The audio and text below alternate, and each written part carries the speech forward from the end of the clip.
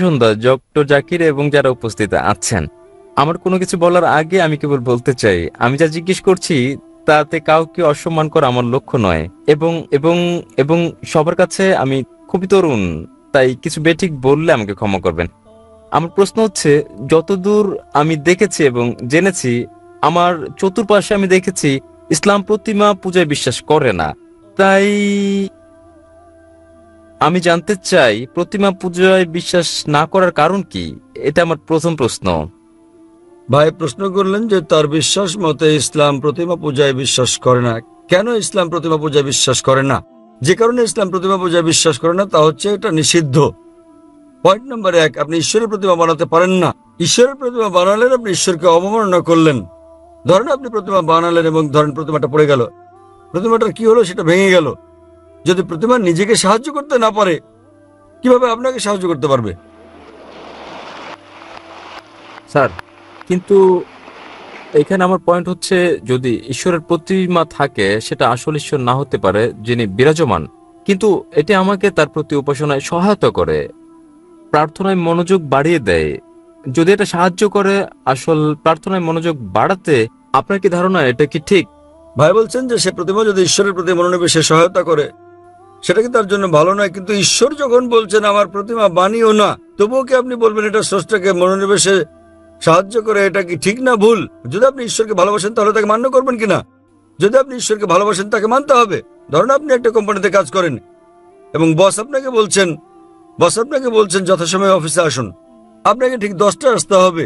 আপনি বলবেন না, আমি যদি 11টায় আসি, আমি ঘুমাবো, আরো ফ্রেশ থাকবো, আমি 11টায় আসবো। সেটা কি ঠিক না ভুল? সেটা ভুল। এরপর কিছু লোক আসলো 10টায়, কেউ 11টায়, কেউ বা আবার আসলো 12টায়। না না, কিন্তু আপনি জানেন আমি ভালো কাজ করতে পারি। কেউ আসলো 1টায়, আবার কেউ আসলো 2টোর সময়। আপনার কি ধারণা কোম্পানিটি ভালো চলবে? না, আমি আমার বসকে খুব ভালোবাসি। বস বলছেন যথাসময়ে আসুন, তা মানে 10টা। যদি আপনি বসকে ভালো না বাসেন তাহলে আপনি দেরি করে আসতে পারেন আর রেজিস্টারে লিখে দিতে পারেন আমি ঠিক সময় এসেছি। এটা হচ্ছে প্রতারণা।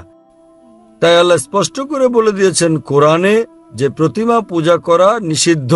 এটা এমনকি হিন্দু ধর্মগ্রন্থে উল্লেখ করা হয়েছে, সুস্পষ্ট করে বলা হয়েছে। আমি আগেও বলেছি, শ্বেতাসূত্র উপনিষদে আছে, অধ্যায় নম্বর 4 অনুচ্ছেদ নম্বর 19, যজুর্বেদ অধ্যায় নম্বর 32 অনুচ্ছেদ নম্বর 3, মহান ঈশ্বরের কোনো প্রতিমা নেই, কোনো প্রতিচ্ছবি নেই, কোনো ফটোগ্রাফ নেই, কোনো চিত্র নেই, কোনো প্রতিকৃতি নেই, কোনো প্রতিমা নেই, কোনো ভাস্কর্য নেই, কোনো মূর্তি নেই। যখন ঈশ্বর বলছেন কোনো মূর্তি নেই, কোনো ভাস্কর্য নেই, আপনি বলছেন না না, মনোনিবেশ করতে আমার দেবতা দরকার। কথা কে বলেছেন? হিন্দু পণ্ডিতগণ।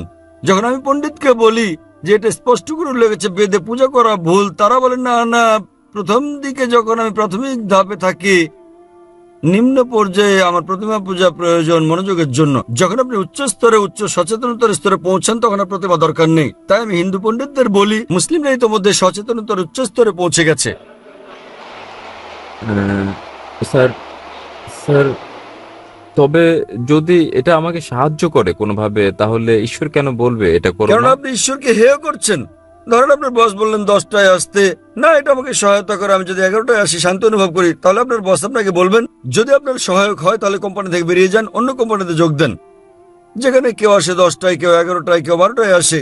আপনি কর্মচারীকে বললেন 10টায় আসতে, ধরেন আমি কর্মচারী বললাম দুপুর 12টায় আসবো, আমি শান্তি অনুভব করি, এটা আমাকে ভালো লাগে, আমি প্রশংসা করি আপনি খুব ভালো বস। আপনি কি পছন্দ করবেন? প্রতিদিন আপনি বলেন আমার বস খুব ভালো, আমার বস খুব ভালো, আপনি তসবিহ জপেন, আপনার জপমালা, আমার বস খুব ভালো। অন্য কর্মচারীরা বিকেলে আসে, 2টোর দিকে আসে, আমার বস খুব ভালো, আমার বস খুব ভালো। বস বলবেন ভাই আপনি আমার প্রশংসা বন্ধ করেন, সময় মতো অফিসে এসে কাজটা করেন। তাই আপনার ঈশ্বর, আপনার স্রষ্টা আপনার ধর্মগ্রন্থে আপনাকে বলেছেন, হিন্দু ধর্মগ্রন্থে, খ্রিস্টান ধর্মগ্রন্থে, মুসলিম ধর্মগ্রন্থে, প্রতিমা বানিও না।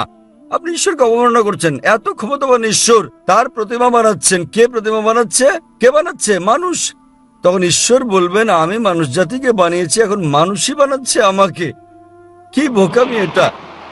স্যার, কেন আপনি করেন? না, না। যখন ঈশ্বর আপনাকে বলছেন প্রতিমার প্রয়োজন নেই, প্রতিমা ছাড়া ঈশ্বরের প্রতি মনোনিবেশ করো। স্যার, আমরা ঈশ্বরকে সৃষ্টি করছি না। আমরা যখন প্রতিমা গড়ি এবং আমি আমি ভাবি আমরা তাকে হেয় করছি না। যখন আমরা প্রতিমা বানাই, এটা কেবলই তার একটি আকৃতি বানানো, এবং আমার ধারণা এটা তারই অংশ বিশেষ, যদিও এটা তিনি কি সেখানে আপনাদের থাকেন বেদে না। উল্লেখ আছে? স্যার, আমি হিন্দু নই, আমি বেদে বিশ্বাস করি না। তাহলে কি আপনি খ্রিস্টান? আমি যৌন।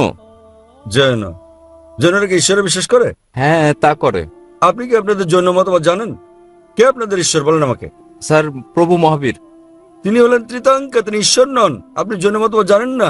স্যার, আমি নাও জানতে পারি না। জৈন মতবাদ একটি নাস্তিক্যবাদী মতবাদ। জৈন মতবাদ একটি নাস্তিক্যবাদী মতবাদ। আপনি কি হিন্দু ধর্মকে জৈন মতবাদের সঙ্গে মিশ্রিত করছেন? স্যার, আমি বলছি যে আমি হিন্দু নই। আমি জানি আপনি হিন্দু নন, কিন্তু আপনি জৈন হলে এবং আপনি বলছেন মহাবীর ঈশ্বর, আপনার জৈন গ্রন্থে কোথায় উল্লেখ আছে মহাবীর ঈশ্বর? তিনি হচ্ছেন একজন ত্রিতাঙ্কা, হ্যাঁ স্যার, তিনি হচ্ছেন। তিনি ঈশ্বর নন। তাই তবে আমরা তার উপাসনা করি এবং অন্য সব তীর্থঙ্করদের মতো। কিন্তু তিনি ঈশ্বর তো নন। মহাবীর কি বলেছেন আপনাদেরকে তার উপাসনা করতে? না, আমি এসব পড়িনি। আপনি জানেন না তাই আপনাকে বলছি। আপনারা জানেন না মহাবীর কি বলেছেন এবং আপনারা বলছেন মহাবীর হলেন তীর্থাঙ্কর। এটা কি আপনার কর্তব্য না যে মহাবীর কি বলেছেন তা খুঁজে বের করা? হ্যাঁ স্যার, তাই। তাহলে আমি কি করবো? তার মানে আপনি একজন অযৌক্তিক মানুষ। স্যার, আমি কি যখন আপনি কোনো কোম্পানিতে যোগদান করেন সেখানকার নিয়ম কানুন মেনে চলেন না? জি স্যার। জৈনবাদ এক ধরনের নাস্তিক্যবাদ। তাই তারা সেখানে বিশ্বাস করে যে যারা জীবন লাভ করে তাদের মৃত্যু, জন্ম জন্ম মৃত্যু, জন্ম মৃত্যু হয়। যদি আপনি এই চক্রমুক্ত হন, যখন আপনার কোনো ইতিবাচক নেতিবাচক দিক থাকে না, তখন আপনি লাভ করেন নির্বাণ, মোক্ষ। জৈনবাদ অনুসারে 24 জন মোক্ষ অর্জন করেছেন। জি স্যার। এবং মহাবীর হচ্ছেন 24তম তীর্থাঙ্কর। জি স্যার। 24তম। জি স্যার। তিনি ঈশ্বর নন। জি স্যার। তার মানে আপনি আপনার মহাবীরকে চেনেন না, জৈনবাদ সম্পর্কে জানেন না। কিভাবে আমি আপনার সঙ্গে জৈনবাদ নিয়ে কথা বলি? স্যার, আমি এখানে তা বলছি না স্যার। আমি যা জানতে চাই তা হচ্ছে যে প্রতিমা পূজা। স্যার, যা আপনি বলছেন স্যার, কোরআনে প্রতিমা পূজা ভুল একথা উল্লেখ করার কোরআনে কারণ উল্লেখ কি? আছে, বাইবেলে উল্লেখ আছে। না, এটা উল্লেখ আছে, কোরআনে উল্লেখ আছে, বাইবেলে উল্লেখ আছে, হিন্দু ধর্মগ্রন্থে যে প্রতিমা পূজা করা ভুল। তাহলে কোথা থেকে আপনি এই দর্শন পেয়েছেন? স্যার স্যার, আমার বক্তব্য হচ্ছে, আমার পয়েন্ট হচ্ছে যে যেখানে আমরা ধরে নিচ্ছি যে যদি কোরআন হয় আসলে ঈশ্বর যা বলছেন, তাহলে তার মানে মানে সেজন্যই প্রতিমা পূজা ভুল। আমি যদি বলি যে আমি যুক্তি দেই, হতে পারে তা একটি পয়েন্ট ছাড়া যুক্তি।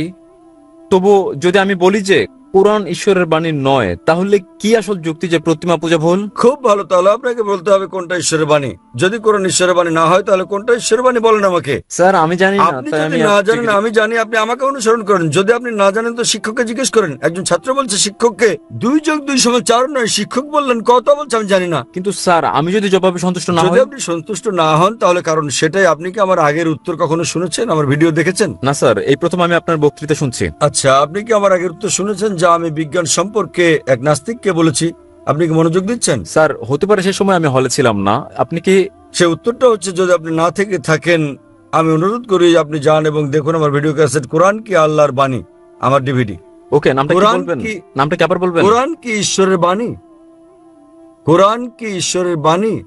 এবং ইনশাল্লাহ যদি আপনি মুক্ত মনে এটা দেখেন, আপনি ইনশাল্লাহ গ্রহণ করবেন যে কোরআন ঈশ্বরের বাণী এবং বিশ্বাস করবেন ঈশ্বর একজন, যার কোনো প্রতিমা নেই, এবং ইনশাল্লাহ আপনি এটা গ্রহণ করবেন। তাই যান এবং দেখেন ডিভিডিটা। এটা 4 ঘন্টার ডিভিডি এবং ইনশাল্লাহ আপনার কোনো জিজ্ঞাসা থাকলে আপনি আমাকে লিখতে পারেন আমার ইমেলে zakir@irf.net-এ। ধন্যবাদ স্যার। আমরা পরের প্রশ্ন নেব বোনদের মাইক থেকে বাম দিকে। আমার নাম রেনেলদা এবং আমি একজন খ্রিস্টান। মানে আমি দীর্ঘদিন যাবৎ নিজের মধ্যে একটা খটকা অনুভব করছি। যে প্রশ্নটি আমি আপনাকে করতে চাই সেটি প্রায় এরকম হতে পারে ধারণা, কিংবা এরকম যে আমি মানুষের দ্বারা উদ্বুদ্ধ হয়েছি। আমার প্রথম প্রশ্নের মতো এটা হচ্ছে শুকর সম্পর্কে।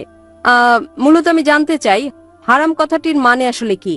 মানে ইসলামের মতো ধর্মে এটা কারো বিরুদ্ধে অভিযোগ নয়, কোনো ভুলের জন্য আমি বলছি না এটা বড় কোনো ভুল। কেন শুকর হারাম? কারণ আমি একটি খ্রিস্টান সম্মেলনে যোগদান করেছিলাম এবং সেখানে বলা হয়েছে, সেখানে একজন ধর্মযাজক যিনি বলেছিলেন ইসলামে শুকর হারাম কেন, তিনি একটি দৃষ্টান্ত দেন। বলেন একই আবর্জনা, যেমন এটি সার হিসেবে ব্যবহৃত গাছের জন্য, গাছপালা। ধরুন এটি একটি আম গাছ, আম ধরল, শেকড় একই পুষ্টি শোষণ করলো, একই আবর্জনায় নতুন আম হলো এবং আমরা তা খেলাম। তাহলে শুকর ও আম খাওয়ার মধ্যে এখানে তফাৎ কোথায়? বোন একটা প্রশ্ন করলেন যে হারাম কথাটির মানে কি। এবং শূকর কেন হারাম ইসলামে। আর তিনি যাজকের দৃষ্টান্ত দিয়েছেন, একজন খ্রিস্টান যাজক, যিনি বলেছেন যে সার যা হচ্ছে ময়লা আবর্জনা গাছ শোষণ করে, গাছ বড় হয়, আম ধরে এবং আমরা সে আম খাই। বলার চেষ্টা করা হয়েছে যে যদি আমরা বর্জ্য খাই শূকরের, এটা কারোর জন্য ভালো হতে পারে, আবার কারোর জন্য ভালো নাও হতে পারে। এখানে যেটা বোঝাতে চাওয়া হয়েছে, তাই ইসলামে এটা হারাম কিন্তু খ্রিস্ট ধর্মে হালাল। বোন, প্রথমে আপনাকে আমি হারাম কথাটির মানে বলবো। মানে নিষিদ্ধ, মানে বারণ আছে। ইসলামে হারাম মানে হচ্ছে নিষিদ্ধ, তার মানে বারণ আছে। আমি প্রথমে আপনার যাজকের প্রশ্নের জবাব দেবো, পরে আমি আসল কারণটা বলবো কেন শূকর হারাম। যাজক দৃষ্টান্ত দিয়েছেন যে সার ধরুন ময়লা আবর্জনা গাছের জন্য ভালো এবং গাছ বড় হয়, তারপর যখন আম ধরে এবং আমরা সেই আম খাই। বলার চেষ্টা করা হয়েছে যে হতে পারে এটা হারাম মুসলিমদের জন্য, তবে খ্রিস্টানদের জন্য ভালো। যদি আপনি তুলনা করেন সার যা মানুষের জন্য আবর্জনা, তা গাছের জন্য ভালো হতে পারে, কারণ গাছপালা ও মানুষ দুটো ভিন্ন জীব, তারা এক নয়, তারা ভিন্ন। কিন্তু ইসলাম ও খ্রিস্ট ধর্মের মানব জাতি একই। আপনারা ভিন্ন ধর্ম পালন করতে পারেন, কিন্তু যা এক মানুষের জন্য ভালো স্বাভাবিকভাবে তা অন্য মানুষের জন্য ভালো, যদি না তার নির্দিষ্ট কোনো সমস্যা থাকে। উদাহরণস্বরূপ, যদি তার ডায়াবেটিস থাকে, চিনি তখন তার জন্য ভালো নাও হতে পারে, কিন্তু স্বাভাবিক অবস্থায় চিনি ভালো, এটা আপনাকে দেয় শক্তি। যদি তার কোনো সমস্যা থাকে তাহলে সেটা তার জন্য উপকারী নাও হতে পারে। কিন্তু সাধারণ মানুষের আওতায় যতদূর আসে, সব মানুষের ক্ষেত্রে ভালো মন্দের ব্যাপারটা একই রকম। সুতরাং আপনি এই দৃষ্টান্ত দিতে পারেন না সার কারোর জন্য ভালো, কারোর জন্য ভালো নয়।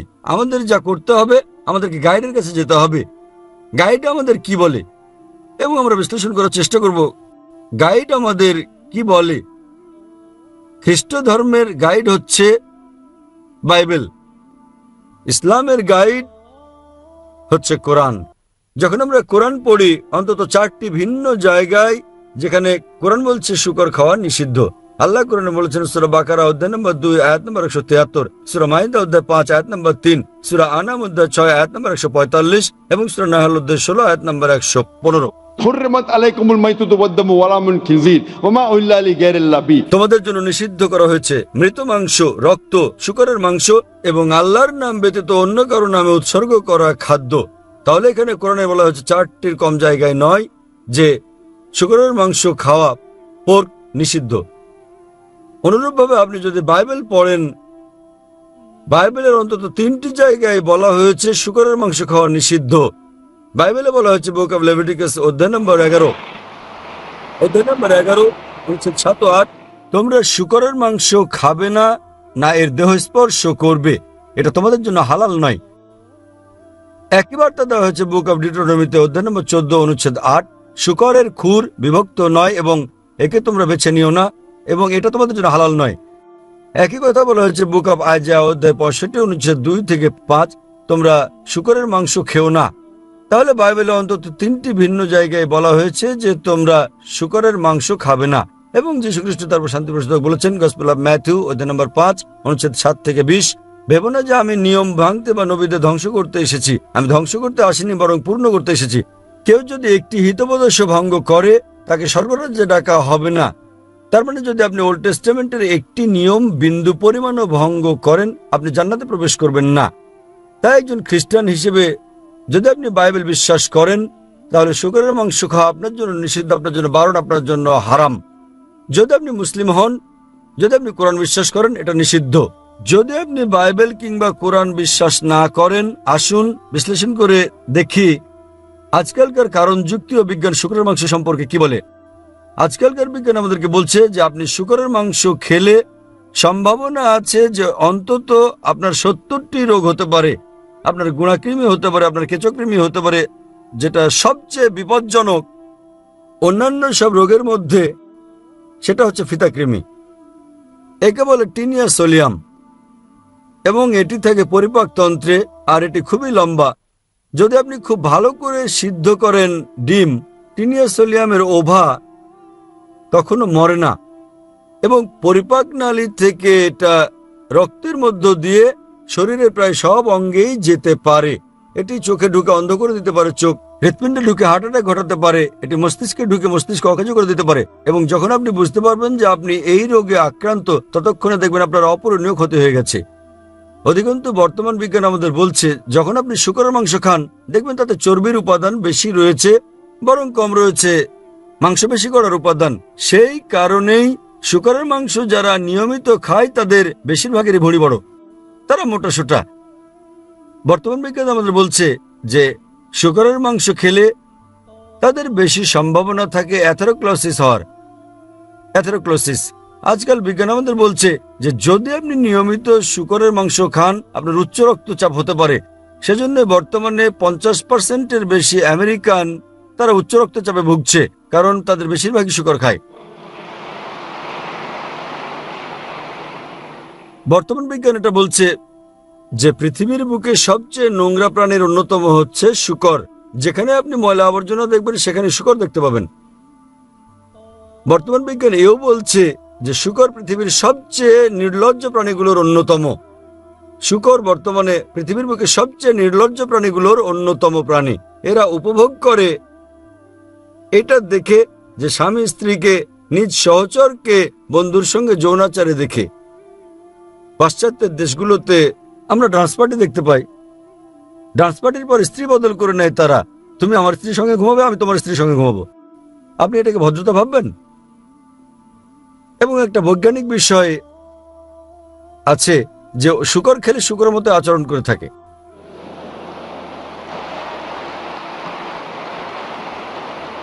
আশা করি উত্তরটা পেয়েছেন বোন। হ্যাঁ, ভেরি গুড। আমার পরের প্রশ্ন হচ্ছে প্রসাদ ও চরণামৃত সম্পর্কে, যা মন্দিরে দেয়া হয়। আমি জানতে চাই এটা কতটা ভিন্ন। যখন মুসলিমরা হজে যায়, তারা খেজুর ও জমজমের পানি নিয়ে আসে, তাহলে মুসলিমদের কেন প্রসাদ বা চরণামৃত গ্রহণ বন্ধ করতে হবে? তফাৎ বোন কোথায়? একটা ভালো প্রশ্ন করেছেন। তিনি বললেন যখন হিন্দুরা মন্দিরে যায় তাদের প্রসাদ দেওয়া হয়, যখন মুসলিমরা হজে যায়, হজ থেকে ফিরে মুসলিমরা খেজুর দেয়। তফাৎ কি? তফাৎটা হচ্ছে যে প্রসাদ খাদ্য যা দেবতাকে উৎসর্গ করা হয়। হিন্দু ধর্মে আপনি দেখবেন হিন্দু ধর্ম আলাদা। হিন্দুরা যা করে তা হচ্ছে তারা মন্দিরে যায় এবং দেবতাকে খাদ্য দেয়। আল্লাহ কোরআনে বলেছেন সূরা আনাম অধ্যায় নম্বর 6 আয়াত নম্বর 14, আল্লাহ সবার জন্য আহার যোগান, কিন্তু তার খাওয়ার প্রয়োজন হয় না। আমরা মানুষে কিভাবে ঈশ্বরকে খাদ্য দেই? এছাড়া কোরআন অন্তত 4টি জায়গায় বলা হয়েছে, যা আমি আগে উল্লেখ করেছি। সূরা বাকারা অধ্যায় 2 আয়াত 173, সূরা মাইদা অধ্যায় 5 আয়াত নম্বর 3, সূরা আনাম অধ্যায় 6 আয়াত 145 এবং সূরা নাহল অধ্যায় 16 আয়াত নম্বর 115। حرمت عليكم الميتة والدم ولحم الخنزير وما أهل لغير الله به। তোমাদের জন্য হারাম খাদ্য হচ্ছে মৃত মাংস, রক্ত, শূকরের মাংস এবং আল্লাহ ছাড়া অন্য কারো নামে উৎসর্গ করা খাদ্য। তাহলে যদি আপনি এমন খাদ্য খান যা আল্লাহ ছাড়া অন্য কারো নামে উৎসর্গ করা হয়েছে, তবে তা হারাম। মুসলিমরা যখন হজ বা উমরা করতে যান, তখন তারা খেজুর নিয়ে আসেন। কেউ বলে না এই খেজুর সর্বশক্তিমান ঈশ্বরকে দেওয়া হয়েছে। খেজুর আপনারা জানেন, কারণ সৌদি আরবের অন্যতম প্রধান ফল হচ্ছে এই খেজুর। তাই যখন আমরা সে দেশে যাই, আমরা ওই ফল নিয়ে আসি কেবলই উপহার হিসেবে। কোনো মুসলিম কোনোদিন বলেনি যে এই খেজুর সর্বশক্তিমান ঈশ্বর বা আল্লাহকে দেওয়া হয়েছে। এবং খেজুর অত্যন্ত পুষ্টিকর। এটা খুবই পুষ্টিকর এবং এটা খুবই স্বাস্থ্যকর। তাহলে এটা কেবল উপহার হিসেবে। যেভাবে আপনারা মিষ্টি খাওয়ান, যখন আপনারা ভারত থেকে বিদেশে যান তখন মিষ্টি খাওয়ান, তাহলে এটা খুবই সুস্বাদু ফল এবং এটি সৌদি আরবের একটি প্রধান ফল। এর কোনো সম্পর্ক নেই। কেউ বলে না যে এই খেজুর সর্বশক্তিমান ঈশ্বরকে দেওয়া হয়েছে। যদি হিন্দুরা সর্বশক্তিমান ঈশ্বরকে খেজুর দেয়, তাহলে সেই খেজুরটা খাওয়া হারাম। যদি হিন্দুদের কেউ সর্বশক্তিমান ঈশ্বরকে এই খেজুর দেয়, তাহলে সেই খেজুরটা খাওয়া আমাদের জন্য হারাম। তাই কেউ যদি আল্লাহ ছাড়া অন্য কারো নাম নেয় কোনো খেজুরে, সে খেজুরও হারাম হয়ে যাবে। এটাই হচ্ছে মুসলিম ও হিন্দুদের মধ্যে পার্থক্য। আমরা বিশ্বাস করি না যে সর্বশক্তিমান ঈশ্বরের খেতে হয়। আমরা মানবজাতি, আমাদের খাওয়ার প্রয়োজন হয়। আশা করি বোন উত্তরটা পেয়েছেন। জি জি, ধন্যবাদ আপনাকে। আপনার কি আর কোনো প্রশ্ন আছে? হ্যাঁ হ্যাঁ, আমার পরের প্রশ্ন হচ্ছে, বোন সবচেয়ে গুরুত্বপূর্ণ প্রশ্নটা করুন, আর একটা সবচেয়ে গুরুত্বপূর্ণ প্রশ্ন করবেন। এটা হচ্ছে মূলত সন্দেহ সমকামিতায়। ইসলামে কি এটা নিষিদ্ধ এবং কেন তাহলে? কারণ আমার মত গত 5 বছরে আমি অনেক সমকামীর সঙ্গে থেকেছি। এটা হচ্ছে, আমি বলছি, তাদের অনুভূতি আছে যা তাদের সমলিঙ্গের জন্য, অথবা যাই হোক না কেন, এটা খুবই সত্যি। আমি বলতে চাই এটা সেরকম টান যা আমরা অনুভব করি, হতে পারে তা আমাদের স্বামীদের জন্য অথবা অন্য যার জন্যই হোক। যদি এটা ভুল হয় তাহলে কেন ভুল? বোন প্রশ্ন করলেন যে সমকামিতার ব্যাপারে কি বলে ইসলাম, এবং যদি এটা ভুল হয় তাহলে কেন এটা ভুল। আল্লাহ কোরআনে বলেছেন সূরা ইসরা অধ্যায় নম্বর 17 আয়াত নম্বর 32, ব্যভিচারের কাছেও তোমরা যেও না, কেননা ব্যভিচার হচ্ছে সব মন্দ কাজের মন্দ সূচনা। এছাড়া আল্লাহ সূরা আরাফে বলেছেন অধ্যায় নম্বর 7 যে কোন পুরুষকে কথা বলা যে তুমি কি তোমার লালসার চর্চা করো পুরুষের উপর নারীর চেয়ে বেশি। তার মানে সমকামিতা হচ্ছে নিষিদ্ধ ইসলামে এবং কোরআনে, কারণ সর্বশক্তিমান ঈশ্বর মানুষ সৃষ্টি করেছেন। আল্লাহ কোরআনে বলেছেন সূরা রুম অধ্যায় নম্বর 30 আয়াত নম্বর 21, তিনি ভালোবাসা সৃষ্টি করেছেন স্বামী এবং স্ত্রীর অন্তরে। সর্বশক্তিমান ঈশ্বর মানুষকে এমনভাবে তৈরি করেছেন যে তারা বিপরীত লিঙ্গকে ভালোবাসবে। সাধারণত প্রাকৃতিকভাবে কোনো পুরুষই অন্য পুরুষকে সেভাবে ভালোবাসে না। আমি ভালোবাসা নিয়ে কথা বলছি যা স্বামী স্ত্রীর মধ্যে প্রয়োজন, সে ভালোবাসা নিয়ে বলছি না যা আছে ভাই আর ভাইয়ের মধ্যে, বোন আর বোনের মধ্যে। এ ব্যাপারে প্রাথমিক একটা গবেষণা হয় যাতে বলা হয় যে সমকামিতা হচ্ছে বংশগত। প্রশ্নোত্তরের সময় কেউ কেউ আমাকে জিজ্ঞেস করেন, আপনার মতো যেমন, যদি সমকামিতা বংশগত হয় তাহলে মানুষকে কেন দোষ দেওয়া হবে? এটা তার পিতামাতা থেকে এসেছে, তাহলে তাকে দোষ দেওয়া হবে কেন? আপনার মতো বললে যদি কেউ কাউকে ভালোবাসে তাহলে পুরুষকে দোষ দেওয়া হবে কেন? আমি বলছি এটা হচ্ছে গবেষণা, এটা হচ্ছে একটা ধারণা, সত্য ঘটনা নয়। এবং পরে আমরা জানতে পারলাম যে এই ধারণাটা ছিল সম্পূর্ণ ভুল, এবং যিনি এই ধারণার প্রবক্তা ছিলেন তিনি নিজেও ছিলেন সমকামী। তাহলে সমকামিতা বংশগত নয়, এটা গড়ে ওঠে। বর্তমান বিজ্ঞান আমাদের বলে কিভাবে সমকামীরা গড়ে ওঠে, কারণ সর্বশক্তিমান ঈশ্বর যার অনুমতি দিয়েছেন, মানুষের জন্য যার অনুমতি আছে, আপনি বিয়ে করেন, নিকাহ করেন, আপনি পারেন স্ত্রী সহবাস করতে। এবং ইসলাম বলছে যখন স্ত্রী সহবাস করো, স্ত্রীর সঙ্গে সহবাস করো, সেটাও আল্লাহর ইবাদত। কারণ আপনি হারাম ঠেকাচ্ছেন, আপনি যাচ্ছেন না দাম্পত্য বন্ধনের বাইরে আপনার আকাঙ্ক্ষা মেটাতে। সেটাই তো ইসলাম। আজ বিজ্ঞান আমাদের বলছে, আজ গবেষণা আমাদের বলছে যে সেসব লোক যাদের দাম্পত্য সম্পর্কের বাইরেও অনেক জীবন সঙ্গী রয়েছে, তাদের সঙ্গে তুলনায় যাদের কেবলমাত্র আছে স্বামী এবং স্ত্রীর মধ্যে সম্পর্ক, তারা উপভোগ করে যৌন মিলন অন্যদের তুলনায় অনেক বেশি ভালো।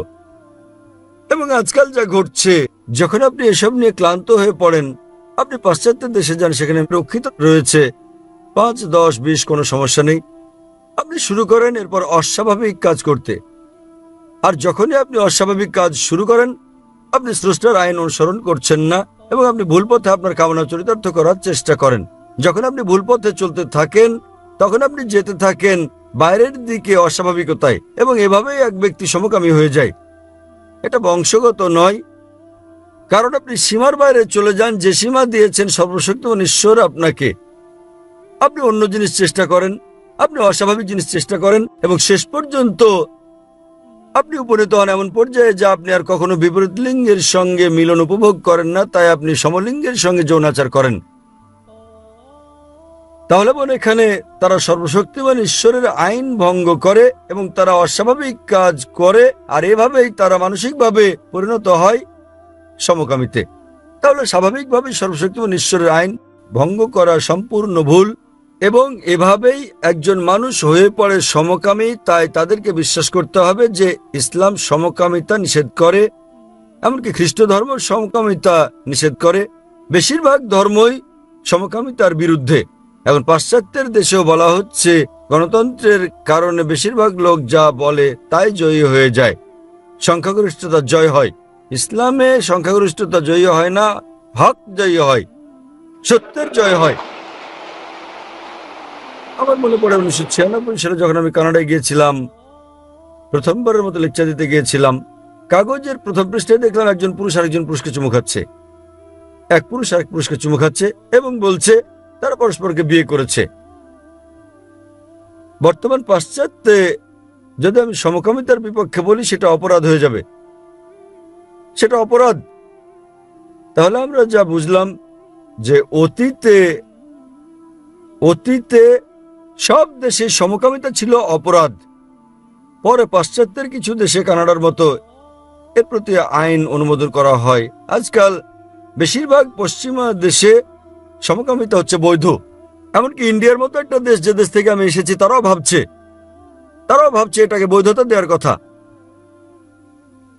তাহলে আমরা যা বুঝি, যা সত্য তা সত্যই, সংখ্যাগরিষ্ঠতা জয়ী হয় না, যা ভুল তা ভুল। এবং ইসলামে আর বিশ্বের প্রধান বেশিরভাগ ধর্মেই সমকামিতা হচ্ছে একটা পাপ, একটা অপরাধ। এটা আপনাকে জান্নাতে নিয়ে যাবে না, জাহান্নামে নিয়ে যাবে। আশা করি উত্তরটা পেয়েছেন। ধন্যবাদ। পরের প্রশ্নটি হচ্ছে একটি যেহেতু ডক্টর জাকির উল্লেখ করেছেন সেটি ছিল শেষ প্রশ্ন, তথাপি আপনার আরো প্রশ্ন থাকলে আপনাকে পেছনে যেতে হবে, তারপর আবার একসময় পরের প্রশ্নটি করবেন। তাহলে আমরা পরের প্রশ্ন নেব ভাইয়ের কাছ থেকে, ডান দিকে। ভাই, এই বোন বলছে যে যদি আপনি এই শেষ প্রশ্নের জবাব দেন তিনি শাহাদা পাঠ করবেন।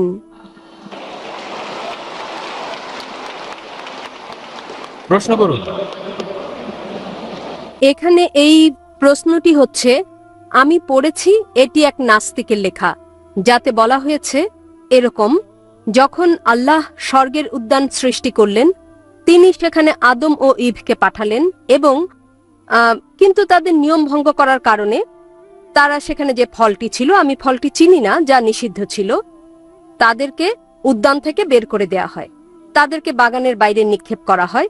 এবং যে কারণে বলা হয়ে থাকে এরকম যে আপনাকে দৈনন্দিন রুজির জন্য কাজ করতে হয়, আপনার কাজ করার প্রয়োজন হয়, এবং তাহলেই আপনার দৈনন্দিন রুজি উপার্জন হবে। এরকম এটাও বলা হয় যে নারী তাদের গর্ভধারণে বেদনা বাড়বে। এটা এখন পর্যন্ত একই ঘটনা ঘটছে।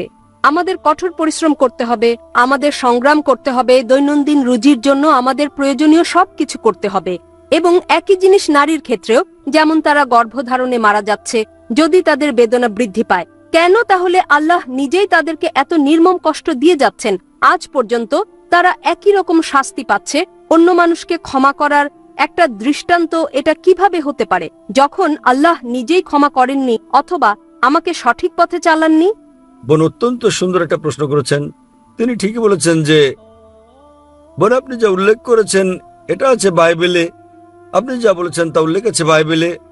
আদম ও ইভ, আল্লাহ তাদের প্রতি সন্তুষ্ট থাকুন, যখন তারা স্বর্গের বাগানে ছিলেন তারা সর্বশক্তিমান ঈশ্বরের নির্দেশ অমান্য করেছিলেন, যা উল্লেখ আছে বাইবেলে।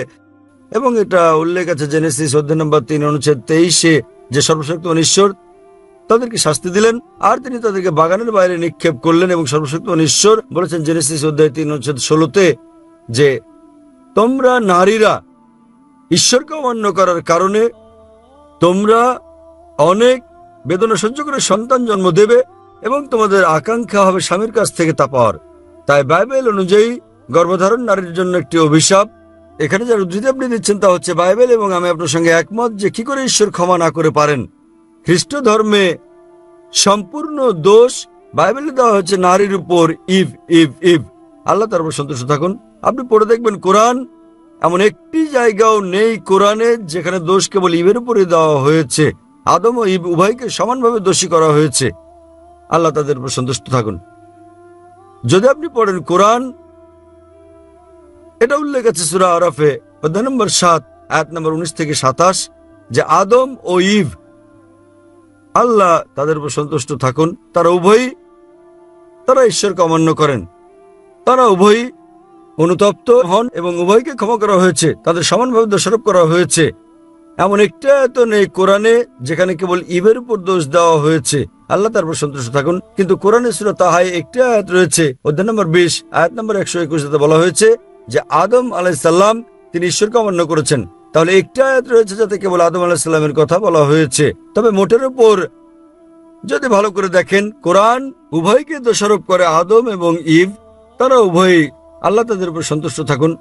বাইবেলে দোষ দেওয়া হয়েছে কেবলমাত্র নারীকে, আর সে কারণেই সর্বশক্তিমান ঈশ্বর বলেছেন তোমরা বহন করবে সন্তান বেদনা সহ্য করে এবং তোমাদের আকাঙ্ক্ষা থাকবে সেটা স্বামীর কাছ থেকে।